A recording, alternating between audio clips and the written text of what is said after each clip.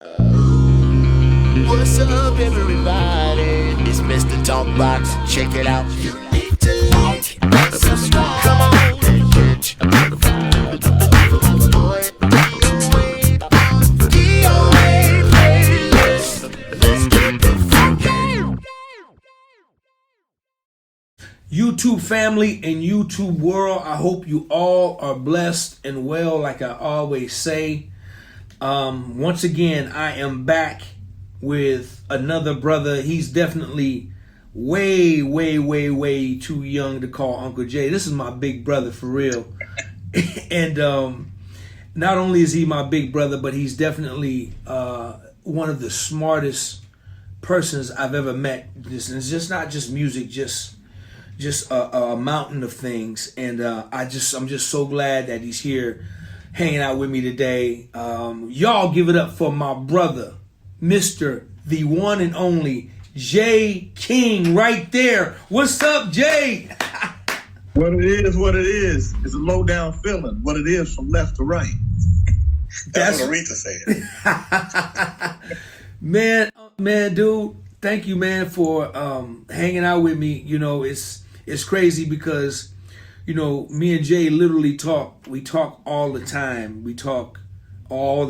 So I got to pretend like I don't know this, man. I got to pretend like, you know, I got to put my thing on like I don't know the thing. So, but we going to get into the thing and make it interesting, man. Jay, first of all, man, thank you, man, for your busy schedule. I know you could be doing a whole bunch of other stuff. I'm not going to keep you long, but I want to get into some things. Now, Jay, the whole world knows Club Nouveau, right? Right. They know you're the founder of Club Nouveau. We don't have to spend a whole bunch of time, but there's some new millennials out there, Jay, that probably is not aware of a few of the Club Nouveau hits. Can you just, you know, shout out a couple of the Club Nouveau records, man, that you wrote and produced for Club Nouveau that still lives to this day?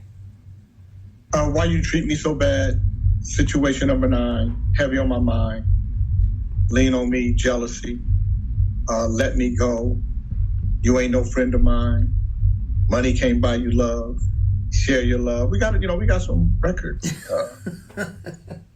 Yeah, you got a lot of records, all right. You got some real records, Jay, that's gonna be here until the end of the world, man. And that is that's admired by so many, especially myself, man. Also, just recently, Jay, how long has it been? Is it 2 years now? You've just become the president of the Black Chamber of California of Commerce? It's been 4 years, actually. 4 years. It's been June of 2019. So June of 23 will be 4 years that I took over the presidency. I was a volunteer for the radio station, KDEE. And it was because of you that I actually got with the radio station, because Derek, you're the one who told me, Jay, we have a black radio station in Sacramento that don't even play local music. And that's what caused me to call Alan Warren, who was city councilman at the time, who introduced me to Aubrey Stone, who was the only president that the chamber had until his passing. And then I'm the second president. And I went and met with Aubrey, and we worked out a thing so I could come and volunteer. And I would fly back and forth from Los Angeles to Sacramento to come Tuesday, Wednesday, Thursday, DJ, go back home and in LA. And then I'd come back. And then Alan Warren got me to come here and just stay here and do work in the community. That's right, because Jay, you were living in full time in LA. You were living in LA, kind of commuting back. So that was around 2014. Yeah. And then 2015 I came to Sacramento. So from 2015 to 2019, I was just doing the radio station, work at the radio station. And then in 2019, June is when I became president.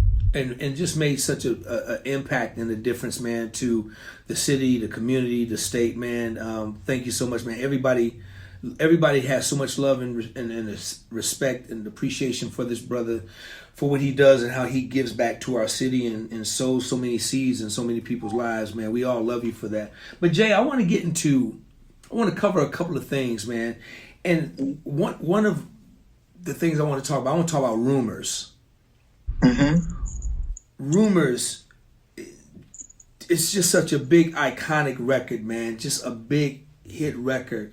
And I want you to share the story Jay, because this is how it all began, right? For the Right. most part, it all began with this idea you had in this song called "Rumors." Well, That's actually, Derek, it started with the battle beat. Jay. The battle That beat was don't battle count. beat. You can take it, see, because we're marching forward with our battle beat. We're storming. We're ready. No. No, let me tell you why, D. Let me tell you why I started with the battle beat. Because the battle beat was the first time I learned about independent labels. Okay, all right, fair enough.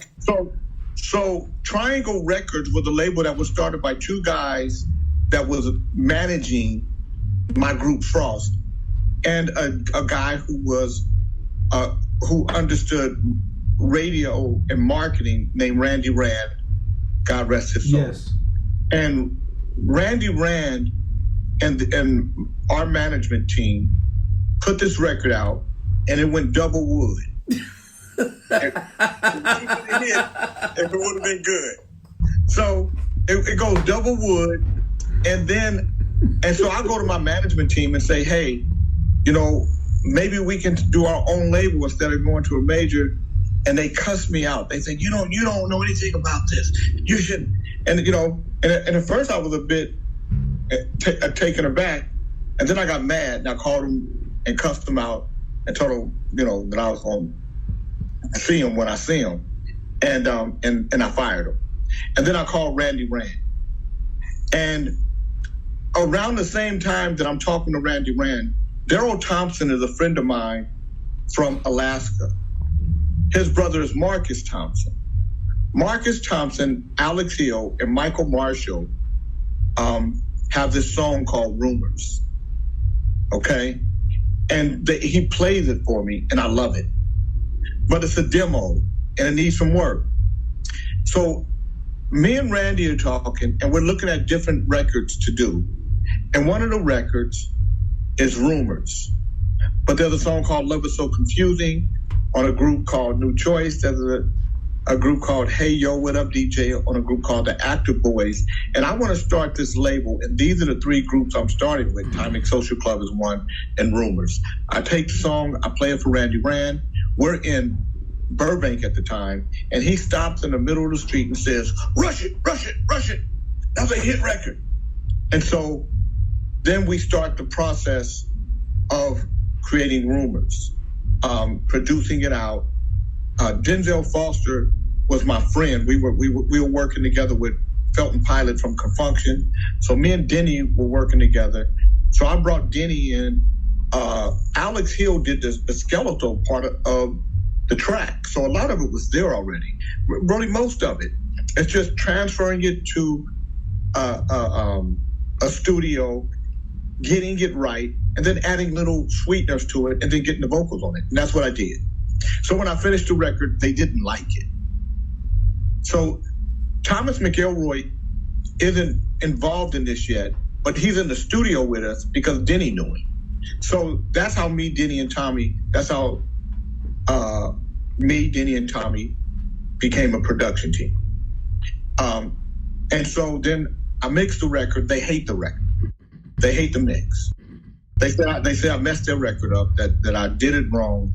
And so I'm trying to get my mom and dad to loan me $25,000. So I asked them to take a second out on their home. And my mom said no. My dad said yes. My mom said no. She said, why would I give you my money for your dream, and you still have a car, you still have your own things? It's your dream. It's got to be your sacrifice. And so I ended up selling everything to put out Rumors, and the record does nothing. I mean, it goes flat. And so I start going to clubs, trying to meet, the DJs. Sometimes you meet the DJ, sometimes you meet the club manager, sometimes it's the club owners, according to who had the power. And I was trying to make relationships so people would play my records. And once I realized that DJs really controlled what happened in the club, I started making relationships with DJs. So I would play a DJ $30 or $40, and he'd play my record. Sometimes there would be a reaction, sometimes it wasn't. But this record came out by a guy named Dougie Fresh. Bubba-dubba-dub-ba-ba-ba-ba, bubba-dubba-dub-ba-ba. It was called The Show, and this record becomes massive. A DJ in Sacramento took the show and went bubba-dubba-dub-ba-ba-ba, bubba-dubba-dub-da-da, boom, ka, boom, boom, ka, boom, boom, ka, doo-ga-doom-doom, bubba-dubba-dub-da-da-da, and that was Rumors. And then he would put Rumors in, and then the record started to happen. I wasn't selling records yet, but I would go to clubs and I would ask the club owner if I could sell my 12 inches. And I was doing it by myself at first. And I wouldn't really sell a lot of records, 5, 6. One day, a young lady came with me because she wanted to get in the club. And she just happened to be walking in with me. And as I'm setting things up, guys start coming up to her, and she's saying, "Oh, this is Rumors," and before you know it, I'm selling 12 inches. I'm selling them for $3.50. 12 inches selling in stores at that time for $1.50. So that's when I really started recognizing that marketing, how important marketing was, how important relationships were, where to sell a record, and then at what time, what's the best time? You got to catch people coming out of the club. You got to catch people when the record is playing, different things. So then the DJ starts saying, "Ladies and gentlemen, may I have your attention, please? We have Jay King in the club tonight. He's selling his record, Rumors, by the Time Make Social Club. You can't buy it at any record store. You won't hear it on any radio station. But he's in the club tonight selling his record, Rumors, for $3.50. It's $1.50 cheaper than you could buy it in the store. Please support this brother Jay. Raise your hand. Rumors by the Time Make Social Club. Play my record." And so, from there, it just started to grow and grow and grow until one day, Terry Avery called me from Dallas, Texas, and said, because my phone number was on the back of the 12-inch, along with my address to my apartment. And she said, "Is Jay King there?" I said, "This is Jay King. And you can ask Terry Avery, because I think she's in South Carolina now." She said, "My name is Terry Avery. I'm the program director at KKDA in Dallas, Texas. Please tell your friends to stop calling our radio station. We are going to play the record." And I said, "Ma'am, I don't have any friends in Dallas. I live in California." She said, "Do you have a service calling our radio station?" I said, "No, ma'am." She said, "If you're telling me the truth, you better get ready, because you're going to have a hit record. Every time I play your record, our phone lines light up so much that it's knocking our phone lines down." And that was the precursor to Rumors taking off, becoming it. Jay, I want to back up for 1 minute. When you said you sold everything, go back to that part right there. When you sold, share that moment right there. Well, I had exhausted all the funds I had to put the record out and to do everything I needed to do. To put the record out, you got to go manufacture it. At that time you had to get it mixed, mastered.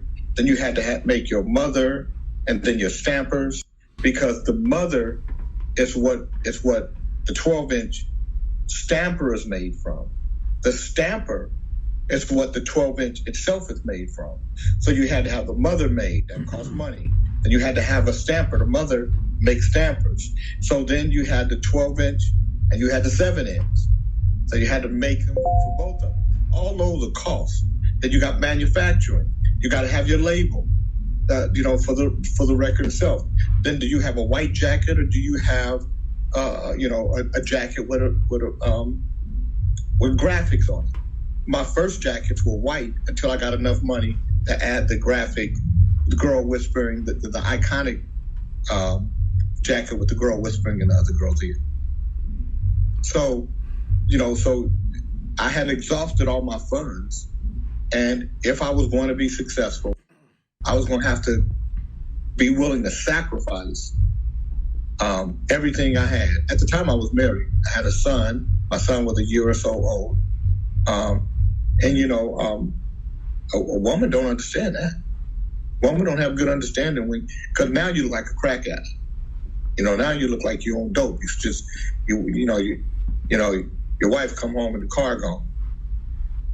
You know, I might have well had a pipe in my hand as far as she was concerned. Now, I've never been high before, so I don't know what it feels like. I just know that when people are doing things that are irrational, it had to seem irrational, that, you know, that I would sell what little things I had to keep this thing going. But that's what it took before a guy named Neil Spinelli and his family gave me the money that I needed to keep the record.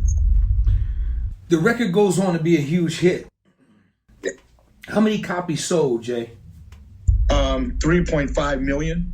It's the biggest selling 12-inch in the industry that year. We got, you know, in this 12-inch of the year. So NARM, I get 2 trophies, one for biggest selling 12-inch. That means I outsold all the major labels, and the other for being a 12-inch of the year.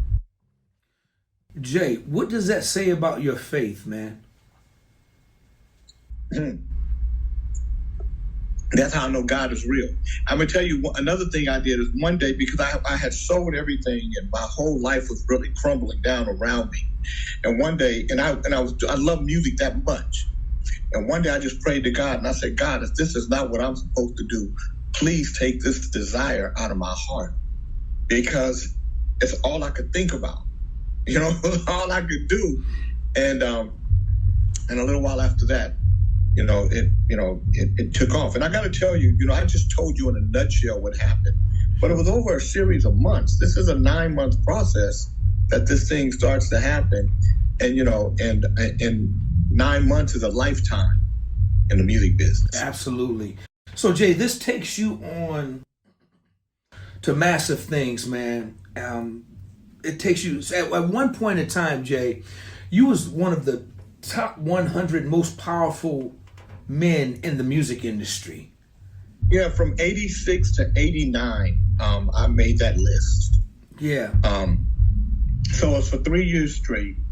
And the interesting about it, I tell people all the time, I've never been high before.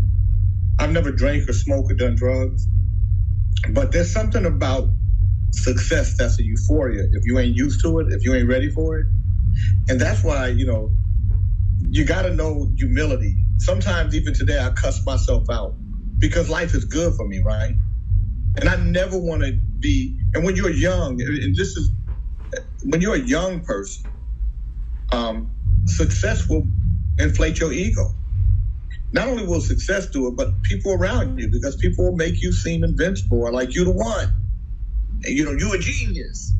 And I remember one day people telling, I was reading and people said the genius of Jay King, and a guy said Jay King is a genius. I said, I'm not a genius. And a few years later, I was at the New Music Seminar in New York, and I was on a panel and I was speaking, and this guy was, he was countering what I was saying. And I said, don't you know I'm a genius? So, So Jay, you're way up here. Yeah. What was the downfall? So let me first say, it was never a downfall. It was, there were a bunch of lessons, but you can't live in somebody else's house making the rules. So I'm about 26 years old, and I go to Mo Alston's office. Mo Alston is the chairman of the board of Warner Brothers. I don't like the way Warner Brothers is running. I don't like the way they're handling my product, and I'm going to have this conversation with them. And I go to Mo Alston's office, and I walk in, and I say, Mo, I'm going to beat your ass. I don't like, then I start going into my thing, and I give him the business. And Mo Alston is a slight man. He's a small man. Now, if you know me, I'm about 5'6", and I'm calling Mo Alston a slight or small man. So he's got to be a really small guy, right? Right. Well, Mo's probably 5'1", 5'2". And Mo looked at me, and he leans back in his chair, and he starts hitting his pencil or pen, whatever it was, up against his desk. And he says, my fights aren't physical. Mm. And at the time, Why You Treat Me So Bad had just came on the top 40 charts, pop charts, number 39. And Casey Kasem said, Club Nouveau enters the charts at number 39. And I go into Mo Alston's office and I do my thing. And the next week, and at the time, Michael Cooper had a record called To Prove My Love. an album I had produced called Love Is Such a Funny Game. And New Choice had a record that was just about to come out, and Brian Morgan and Shantae Moore. I had all these artists, and I never thought about what I was doing and how it would affect anybody else. And this is where ego come in. I only was thinking about how I was feeling and what I wanted to say. And I didn't even think about the effect it would have on Club Nouveau. And I stopped having hit records. The next week, Why You Treat Me So Bad died at number 38. It went to number 2 on the black charts and went away. Michael Cooper's To Prove My Love went to number 2 and died and went away. All my records, and then all my other records went TBS, to be scheduled.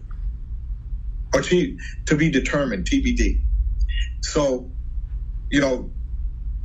that was the beginning of the end, because now I'm trying to leave Warner Brothers, and you can't just leave a label. You got a legal thing that you got to go through. And that was the beginning of the end of that part. But it was the beginning of me doing independent records. And that's when I got with Rodney O and Joe Cooley and did You Don't Hear Me Though and Humps for the Boulevard and blew that thing up. And then Rob with Foreplay, which, went gold. And then Tootsie Roll with the 69 Boys, which went platinum. And then Domino's Ghetto Jam, which went gold, single and album. Gary Taylor, with his music, 100,000 Units, the first smooth jazz artist to do 100,000 units independently, and really started to make my name and my career all over again in the independent business. And you also did Vanilla Ice, right? Vanilla Ice was up. Yeah, Young Black Brothers, Mac Dre, and Young Lay and Mac Mall. And then we had done the Vanilla Ice record in '88, Kyrie, from Young Black Brothers. Kyrie was signed to me as a producer. Yeah. We had done the record in '88, but it wasn't until '92 that the record came out. And we owned 4 songs on that album. And the album sold 6 million albums in 6 weeks. Eventually sold 22 million albums. And, and obviously we made a lot of money. Big brother, that's a button. Listen, man, we could talk about this all day. I'm always intrigued by the history of that, because those are hardcore record sales, man, and it was just it was 2 different music industries. It was that one, and it was then, and there's now.